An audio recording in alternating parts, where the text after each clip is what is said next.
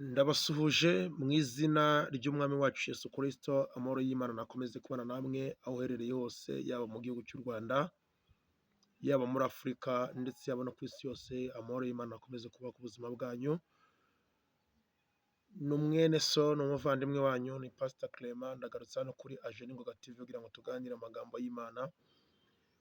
Ngiriwe ubuntu n'umugisha, Imana inyongera iminsi yo kubaho, Imana yemera ko nongera kugera imbere yanyu kuko nzi neza ko hari benshi babyifuje ntibikunde, ariko Uwiteka Imana Nyiringabo akoze ibidasanzwe, nashimwe kandi akomeze guhabwa icyubahiro.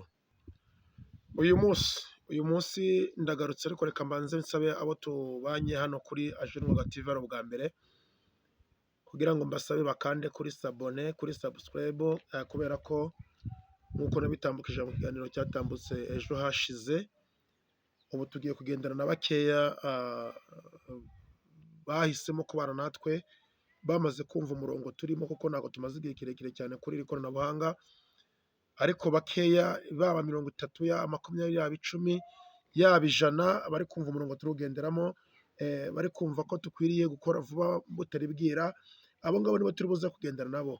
Uyu munsi wa none rero nsa naho mfite ubutumwa ariko meze nk'itangazo, ubutumwa bumeze nk'itangazo. Niyo mpamvu ngusabye wakoze sabone cyangwa se uri kubuzogirirwa amahirwe yo kutwumva. Uyu munsi wa none tariki ya 13 z'ukwezi kwa gatandatu, umwaka w'2024, nuza kugirirwa amahirwe yo kutwumva cyangwa se kugira umugisha wo kutwumva, ndagira ngo ubu butumwa, iri tangazo uze kuryohereza abandi nka 2 cyangwa se 3, kugira ngo hatagira abatungurwa. Impamvu turimo turakora vuba vuba nuko tuzi neza ko dufite igihe gitoya cyo kuvuga ubu butumwa dukoresheje uburyo bw'ikoranabuhanga. Abazemererwa gukoresha uburyo bw'ikoranabuhanga ni ba bandi bazaba bemeye kugendera mu murongo na sisiteme Satani yifuza, cyangwa se Antikristo yifuza, cyangwa se Eliminati yifuza. Abo ngabo nibo bazemera gukomeza gukora uyu murimo w'ivugabutumwa. Mbibutse ko mu minsi izaza kuvuga ijambo Yesu Kristo ntabwo rizaba ryemewe kuri iyi mirongo dukoresha y'ikoranabuhanga. Ukimara kuvuga Yesu Kristo mu rurimi wabivugamo rwose, ntabwo bazajya bemera ko iki kiganiro cyaba cyajya ku rubuga ngo ubutumwa bube bwagera ku bandi, keretse abazajya basenga mu izina ry'Imana gusa. Ariko mbibutse ko Imana ari nyinshi, Imana ni nyinshi, ariko apana Imana yaremye isi n'ijuru. Hari izindi mana z'abantu biremeye, hari abiremeye imana z'amafaranga, hari abiremeye imana z'akazi, hari abiremeye imana z'ibimasa, hari abiremeye imana z'izuba, abandi biremeye imana z'ukwezi, baba bari gucungana n'ukwezi. Izo zose ni imana abantu biremeye, ukwezi niko kubahereza ibyo gukora. Rero mukwiriye kuba maso, mugakanguka, mukamenya iminsi turimo n'ibihe turimo ko hari ibihe byo kuba maso. Rero tukiri mu mwanya wo kuvuga bigashoboka, turimo turakoresha uburyo bwose dushoboye kandi dukora vuba vuba. Niyo wabona ko hari uburyo bugayitse, ariko ubutumwa buratambuka. Icyo ngusaba ni ugutega amatwi, nturebe video ngo ifashwe gute, nturebe ngo aho nyifatiye hasa gute. Nuko nyine nicyo gihe turi gukoreramo. Wowe utega amatwi wumva icyo Imana ivugana nawe. Reka tubanze dusenge Imana rero, tubone dutangira umwanya wacu w'ijambo ry'Imana. Mana, mu izina rya Yesu Kristo w'i Nazareti, Data wa twese uri mu ijuru, turagushimiye, turaguhimbaje, tugushimiye ko watwongereye iminsi yo kubaho, tukaba tugize uyu munsi duhumeka umwuka w'abazima. Ntabwo ari uko turi beza cyangwa tube intungane, ahubwo ni imbabazi n'ubuntu watugiriye. Izina ryawe rishimwe kandi rihabwe icyubahiro. Kuri iyi tariki ya 13 z'ukwezi kwa gatandatu 2024, hari benshi batabashije kuyikandagiramo, kandi muri abo ngabo hari abakoraga umurimo kudusumbya, ariko wemeye ko bava muri uyu mubiri. Twebwe uracyaturinze. Impamvu kiturinze namwe nashidikanya ko ari ukugira ngo dutunganye ibyasigaye bidatunganye, twamamaze ubutumwa bwawe bwiza, tugende mu misozi hirya no hino, tubwirize abantu ubutumwa bwawe bwiza. Abazemera kukwakira umwami n'umukiza, tuzababatize mu izina rya Data wa twese n'iry'Umwana n'iry'Umwuka wera. Reka rero dushoboze gukora iyo nshingano mu gihe gito gishoboka. Uyu munsi turi waza gutwara itorero, natwe turitare kugukorera. Niyo mpamvu tukwinginze kugira ngo ikiganiro kize kuyoborwa nawe, ubwo dutangire nawe tuzogisoza amahoro, turibuzongera dushima izina ryawe. Dufashe kandi nuzacyumva neza kizabasha kumugirira akamaro. Niko tubisinze tubisabye mu izina rya Yesu Kristo, urakoze kubyumvishe. Amen. Ni Pastor Clement nk'uko nabibabwiye, ndasuhuza abari mu burengerazuba bw'u Rwanda, ndasuhuza abari mu majyepfo y'u Rwanda, abari mu majyaruguru, abari mu burasirazuba, abari mu mujyi wa Kigali, namwe bari mu bihugu bituranye n'u Rwanda cyangwa se bihana imbibi n'u Rwanda, turavuga igihugu cy'u Burundi, Imana y'amahoro ibahe umugisha, turatashya abari mu gihugu cya Tanzania, turasuhuza abari mu gihugu cya Uganda, abari mu gihugu cya Repubulika Iharanira Demokarasi ya Kongo, mwese mwumva ururimi tuvuga, Imana yo mu ijuru ibahe umugisha, kandi nongere mbasabe mutwerere amasengesho abavandimwe bacu bari kuburira ubuzima hano hakurya mu gihugu cy'abaturanyi cya Kongo, mubatwerere amasengesho, musabe Uwiteka Imana Nyiringabo itange umutuzo kugira ngo nabo babone uburyo bakora umurimo nk'uwo dukora, Imana iduhane umugisha. Ndasuhuza n'abari mu bindi bihugu biri muri Afurika hirya no hino atari ibyo duhana imbibi, ndetse n'ibindi biri i Burayi, Amerika, Australia, muri Canada, ahantu hose muri mwumva ururimi, mwese turabasuhuje mu izina rya Yesu Kristo, amahoro y'Imana akomeze kubana namwe. Ndongera mbibutse neza ko turi mu minsi ya nyuma, uba maso nabe maso, usenga nasenge, uwirarira yirarire hakiri kare, uwandura akomeze yiyanduze hakiri kare, uwera akomeze yere, kubera ko turi mu minsi ya nyuma yo kugaruka kwa Kristo, ubwo waje guhemba no guhana buri wese bikwiranye n'ibyo yakoze. Uyu munsi dufite itangazo rikomeye, dufite ubutumwa bukomeye ngira ngo ngeze ku bakunzi bacu cyangwa se ku bavandimwe tubana kuri Ajeni Ngoga TV, ku bavandimwe bakoze sabone, Imana ibahe amahoro n'imigisha bituruka kuri yo. Ni ukuri mwarakoze kudushyigikira, n'abandi murayikora uyu munsi wa none murakora sabone, Imana ibahe umugisha kandi biteho. Tugiye gusoma ijambo ry'Imana riri muri Zekariya ibice byaho 7, turera ku murongo waho wa 4. Zekariya ibice byaho 7 umurongo wa 4 tugeze ku murongo waho wa 13. Murihangana, ntabwo ndi buze kuvuga byinshi cyane kuri yo, murambabara gatoya, ntabwo ndi buze kuvuga byinshi kuri iki gitabo cya Zekariya, ahubwo n'iki gice cya Zekariya kirasobanutse. Nuza kubona akanya ko gusoma Bibiliya, uze gufata akanya ko gusenga, usenga Imana, asigaye usoma iki gice, urasobanukirwa byinshi ngiye kuvuga muri kano kanya. Umurongo wa 4 haragira ngo, umutwe w'amagambo purito uravuga ngo, ahinyura kwiyiriza ubusa kwabo k'uburyarya. Ahinyura kwiyiriza ubusa kwabo n'uburyarya. Uwo ninde wavugaga gutya? Ni Yesu Kristo. Yesu Kristo ahinyura kwiyiriza ubusa kwabo n'uburyarya. Yesu Kristo ahinyura kwiyiriza ubusa kwabo n'uburyarya. Umurongo wa 4, nuko ijambo ry'Uwiteka Nyiringabo rinzaho rivuga riti, bwira abantu bo mu gihugu bose n'abatambyi uti, ubwo mwajyaga mwiyiriza ubusa mukarira mu kwezi kwa 5 n'ukwa 7, muri iyo myaka uko ari 70, ubwo ni njyewe mwirizaga ubusa? Hariho akabazo. Kandi iyo murya cyangwa iyo munywa, si mwe mwirira ubwanyu kandi mukaninywera? Mbese ibyo si ibyo Uwiteka yavugiye mu bahanuzi ba kera, ubwo i Yerusalemu hari hagituwe hakiri amahoro, n'imidugudu yaho ihakikije, n'iy'ikusi n'iyo mu bibaya, ubwo yari ikirimo abantu? Maze ijambo ry'Uwiteka riza kuri Hezekiya rivuga riti, Uwiteka Nyiringabo yaravuze ati, nimuce imanza zitabera, kandi umuntu wese agirire mugenzi w'imbabazi n'impuhwe, kandi mwe kurenganya abapfakazi n'imfubyi n'abanyamahanga n'abatindi, ntimukagambanirane mu mitima yanyu. Ariko banga kumva, bantera umugongo, bakipfuka mu matwi ngo batumva,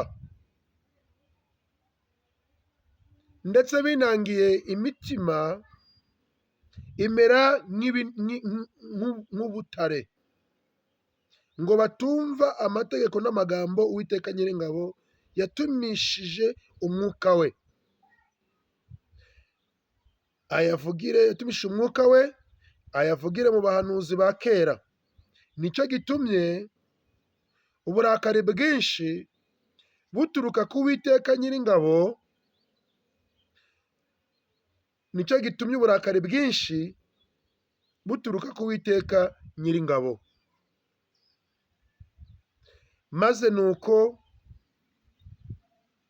maze kuko yaranguruye bakanga kumva, niko bizaba, bazarangurura nange kumva, niko Uwiteka Nyiringabo avuga. Ahubwo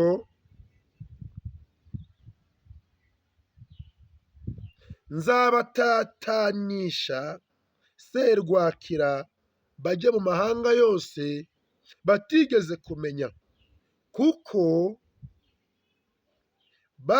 bahavuye igihugu gisigara ari umwirare, ntihagira ukunda kuhaca cyangwa kuhagaruka, kuko igihugu cy'igikundiro bari bagihinduye amatongo. Imana itugire neza cyane.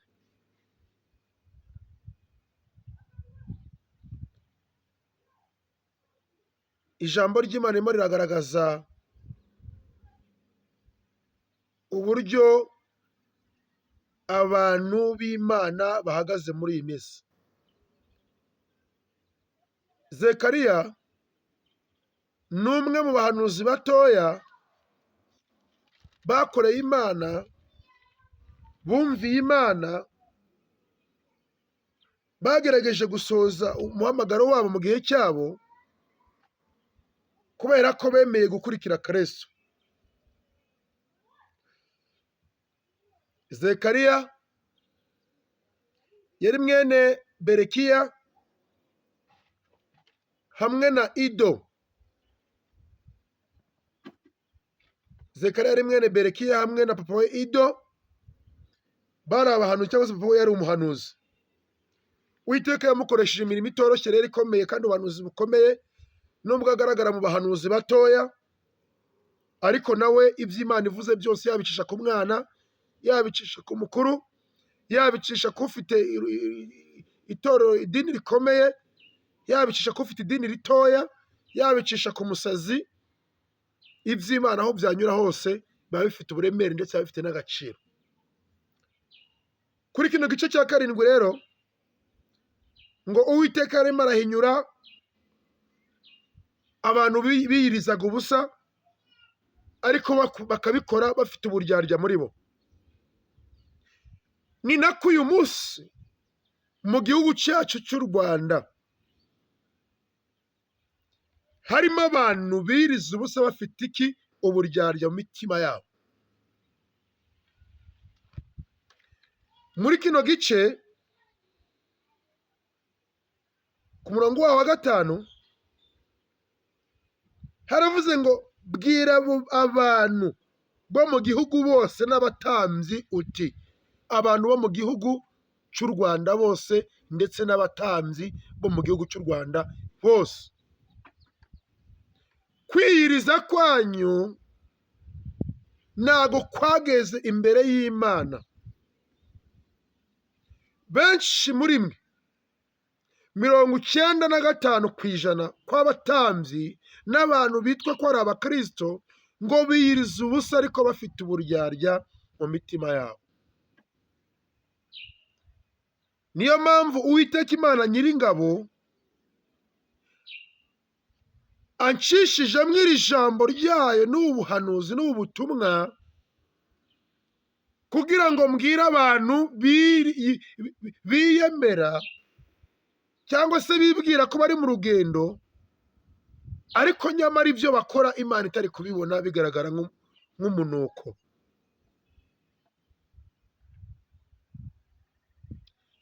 Murongo wa 5 wagira ngo ubwo mwajyaga mwiyiriza ubusa, mukarira, mukaboroga.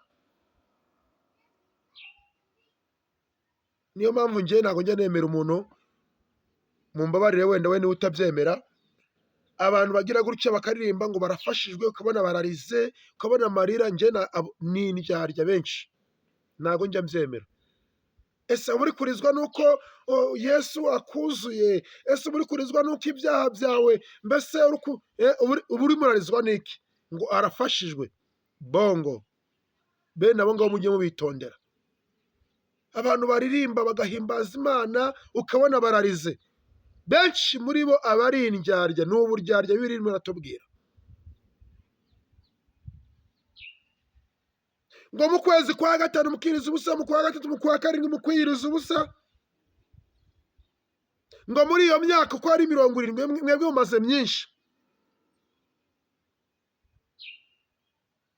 Uwiteka arimo arabaza ngo ubwo se ni njyewe mwirizaga ubusa? Uwiteka mwirizaga ubusa ko Uwiteka niwe mwirizaga ubusa? Cyangwa mwabikoraga mugira ngo mugire abo mujijisha, mugire abo mwiyoberanyaho, imitima yanyu mutazi neza ko Uwiteka ayibona? Uko kwiriza ubusa kwanyu kwabaye 0 imbere y'Imana. Kubera iki? Mwirizaga ubusa mufite uburyarya mu mitima yanyu muri mwe. Ngo kandi iyo mwaryaga ngo mukananywa, ngo simwiriraga ubwanyu, simwinyweraga ubwanyu. Ngo ibyo ngo mbese ibyo si byo Uwiteka yavugiye mu bahanuzi ba kera, ko i Yerusalemu hari hagituwe, hakiri amahoro, n'imidugudu yaho ikikijwe n'iy'ikusi n'iyo mu bibaya, ubwo yari ikirimo abantu. Ijambo ry'Uwiteka ryanjeho riragira riti, Uwiteka Nyiringabo aravuze ngo nimuce imanza zitabera, kandi umuntu wese agirire mugenzi we imbabazi n'impuhwe. Praise. Abo twabanye mu minsi yashize barabizi. Twigeze kubikora ikiganiro kera, ariko Imana ingaruyeho cyangwa se inzanyeho ijambo, bagomba kurivuga nk'uko riri. Uwiteka Nyiringabo baragira ngo muce imanza zitabera, kandi umuntu wese agirire mugenzi we imbabazi n'impuhwe. Icya mbere, guca imanza zitabera. Icya kabiri, umuntu wese agirire mugenzi we imbabazi n'impuhwe. Icya gatatu,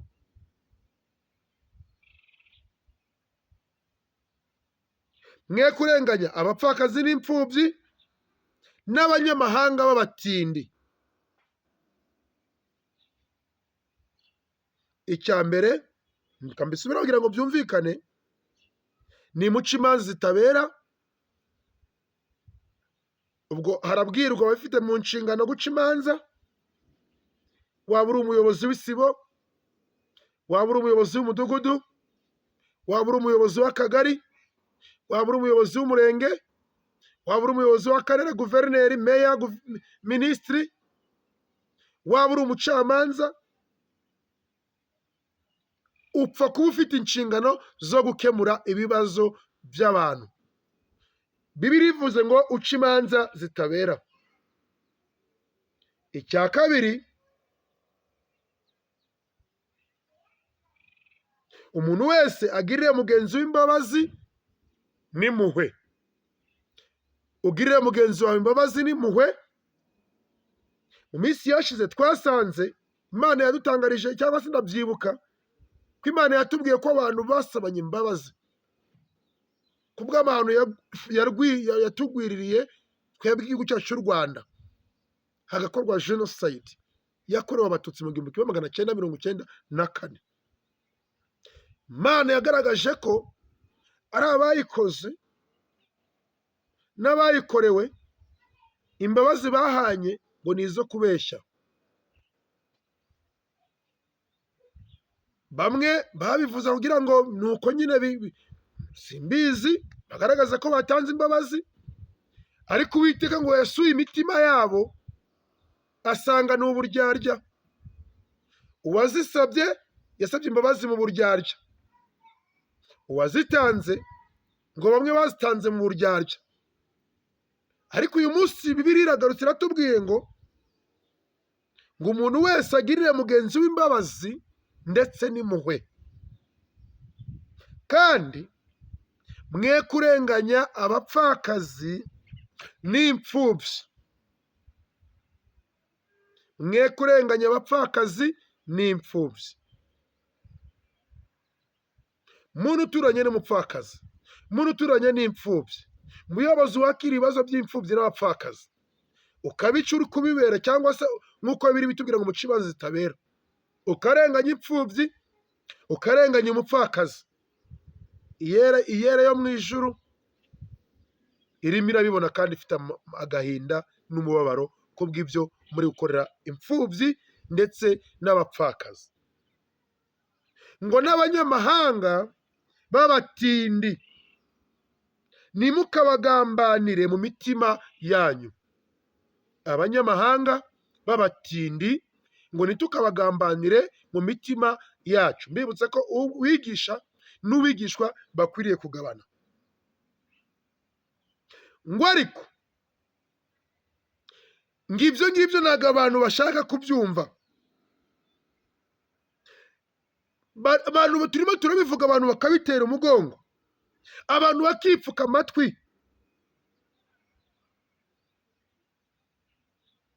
ndetse bakinangira n'imitima yabo, imitima yabo ikamera nk'ibitare, kugira ngo batumva amategeko n'amagambo Uwiteka Nyiringabo ari gutuma abantu bayo muri iyi minsi yanyu.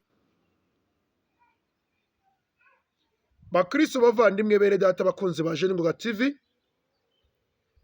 ntabwo Imana yamamagariye kubabwira amaviza, ntabwo Imana yamamagariye kubabwira amazu meza n'amamodoka, ntabwo Imana yamamagariye kubabwira abana n'ibiki byose. Narababwiye ngo ibyo byose Imana yakuremye izi ibyo uzabona muri byo, kandi ibyo byose ni inyongera. Dukwiriye gushaka ubwami bw'Imana no gukiranuka kwayo. Ntabwo Imana yakora ibyo byose mu mutima wawe ufitemo urwango, ufitemo mu nyangire.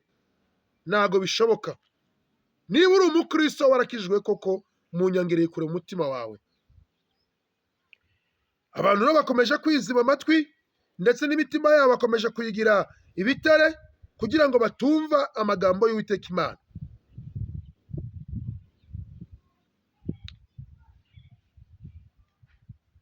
Nicyo gitumye uburakari bwinshi buturuka ku Uwiteka Nyiringabo, kubera ko twavuze, abantu bavuze, abantu bakanga kumva. Uburakari bwinshi buturutse ku Uwiteka Nyiringabo. Ntabwo buturutse kuri Pastor Clement, ntabwo buturutse kuri runaka, buturutse ku Uwiteka Imana Nyiringabo. Maze kuko yaranguruye, kuko naranguruye, kuko n'abandi baranguruye, ntacyo nakoze, abantu mukanga kumva. Ni nako bizaba, namwe muri kurangurura ngo Imana ibarengere, namwe muri kurangurura ngo Imana ibatabare, namwe muri kurangurura ngo Imana ibagire neza, namwe muri kurangurura ngo murebe ko bwakwira, Imana ikanga kumva gutaka kwanyu. Kubera iki? Abana b'Imana twararanguriye tubabwira ngo nimuve mu byaha, muve mu bugambanyi, muve mu bibi, muve mu busambanyi, muve mu butinganyi, muve mu kuramya isi, muve mu kugambana no kwanga no kurenganya imfubyi n'abapfakazi, muve mu guca imanza zitabera, mwanga kumva. Uko Uwiteka yavuze mukanga kumwumva rero, namwe ni ko inkoni y'Uwiteka nimanuka ikabageraho mugataka mukaboroga mukarangurura, Imana itazabumva. Ni ijambo ry'Imana. Ntabwo Imana izabumva. Niko Uwiteka Nyiringabo avuga. Ahubwo kubera ko mwakomeje kurakaza Imana ikavuga mukanga kumva, bamwe bagakubitwa, abandi bakicwa, abandi bagafungwa, barimo baravuga ubutumwa bwiza, barimo babwira abantu ngo bareke ibibi, bareke ibyaha, bakora ibyiza, bakanga kumvirwa no kumva. Ngo Uwiteka Imana Nyiringabo iravuga ngo ahubwo kubera izo mpamvu z'ibyo mwakoze, mwavuniye ibiti mu matwi, imitima yanyu muyigira ibitare, mwanga kumva, ngo Uwiteka Imana Nyiringabo ngigiye kubatatanyisha ikoresheje serwakira. Igiye kubatatanyisha ikoresheje serwakira, ngo muzajya mu mahanga yose, ngo amahanga muzajyamo muzasanga mutarigeze kuyamenya. Nimara kubatatanisha serwakira, ngo muzajya mu mahanga mutigeze kumenya.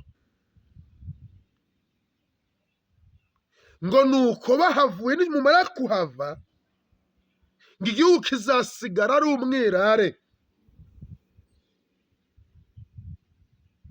Ngo ntihagira ukunda kuhaca, nta n'uzifuza kuhanyura, nta n'uzifuza kuhaba, nta n'uzifuza kuhagaruka, bitewe n'umuyaga wa serwakira Imana igiye guteza abanze kuyumvira ku isi. Ngo kuko igihugu cy'igikundiro bari bagihinduye amatongo. Bavandimwe, bana b'Imana, turifuza kubaho mu buzima bwubaha Imana kandi bwuzuye ibyiza, ibyishimo, umunezero, amahoro n'umudendezo.